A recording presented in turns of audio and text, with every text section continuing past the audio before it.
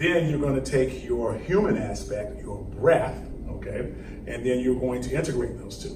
Right? So you exercise, punch, kick, strike, okay, you do your movements, and then you combine that with breath, and then that cultivation and integration leads you to a point to where you can elevate yourself.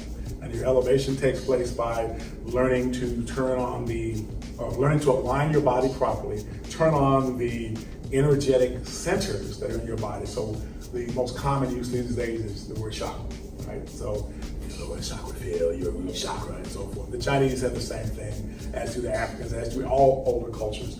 They just call them by different things. So for us, we'll talk about the Dantian. You probably heard that word. We'll talk about the Wei Kung, which is the tip of the coccyx. We'll talk about the Ming Men, or life gate, which is the little triangular area that's right back here that's opposite the Dantian. We'll note the big vertebrae. We'll talk about the pillow point, which is behind the head. We'll talk about the Chinese call it the Bai Wei, which means heavenly gazebo. When you hear about the chakras, it's called the crown. Okay, it's the same thing. Everyone says third eye because that's just the easiest thing to say. The pineal gland is important because it's right here. The pituitary gland is the third eye. The Chinese have a point called the Renzong, and then when they come down, there's a point, solar plexus point, the Tang Chong point. Okay, you've done that when you did the birds. Okay, all right. So all of this is integrated because breath and spinal alignment and control these things allows us to live in an elevated state. Okay. Notice that nothing that I am saying to you right now is religious. Okay. There's no religious dogma.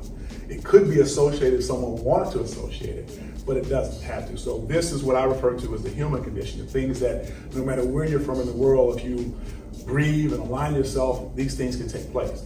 Obviously, if you live in a sub-Saharan culture, or if you live in Alaska, you may have different times and different ways you do it, right? Because in Alaska, you're just not going to go out in the middle of the day, take off your clothes, and breathe.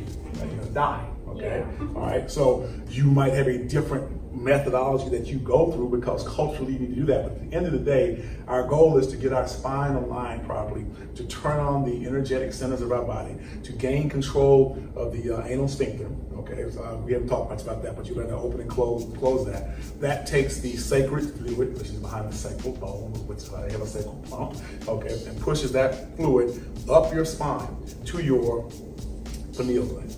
Okay, is that pituitary? No, yeah, pineal. To your pineal gland. Your pineal gland is opposite of your brainstem. Okay, when you get enough juice and you have enough control and you get enough stored in here, then it will connect to your pituitary or third eye, and that's what opens the crown.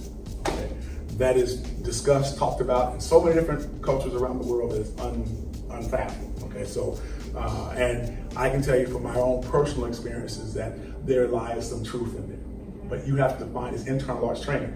You have to find it for yourself. Okay, you can take my word for it that I wouldn't lie to you, but your experience will be a little different than my experience. Okay, so that's just giving you some foundation for this.